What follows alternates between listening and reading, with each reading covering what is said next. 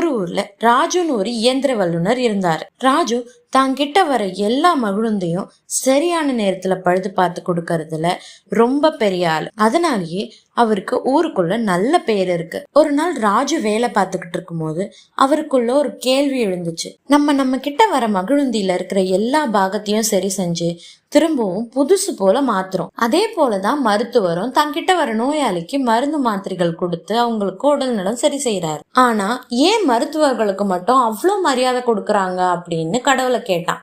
உடனே கடவுள் ராஜு முன்னாடி வந்து உன்னோட கேள்விக்கு நான் பதில் சொல்றேன் அப்படின்னு சொன்னாங்க. அப்போ கடவுள் பாதையில ஓடிக்கிட்டு இருந்த ஒரு மகிழுந்திய காமிச்சு அது பின்னாடி இருக்க ஓட்டைகளை சரி செய்யணும் அப்படின்னு சொன்னாங்க. அதுக்கு ராஜு இதெல்லாம் ஒரு வேலையா அப்படின்னு சொன்னான். உடனே கடவுள் ஆனா அந்த மகிழுந்தி நிக்காது, ஓடிக்கிட்டே தான் இருக்கும், நீ அப்படியே தான் சரி செய்யணும் அப்படின்னு சொன்னாங்க. அதுக்கு ராஜு ஓடிக்கிட்டு இருக்க மகிழுந்தியை எப்படி என்னால சரி செய்ய முடியும் அப்படின்னு கேட்டான். இப்போ புரியுதா?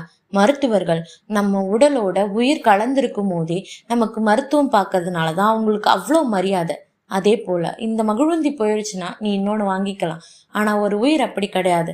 அதனாலதான் அவங்க தொழிலுக்கு அவ்வளோ மரியாதை இருக்கு அப்படின்னு சொன்னாங்க. அதை கேட்ட ராஜுவுக்கு மருத்துவர்கள் மேல இன்னும் மரியாதை அதிகரிச்சது. கதைகள் பிடிச்சிருந்தா ஆதரவு கொடுங்க, மத்தவங்களுக்கும் பகிர்ந்து விடுங்க. உங்களுக்கு ஏதாவது கருத்துக்கள் இருந்தாலும் பதிவிடுங்க.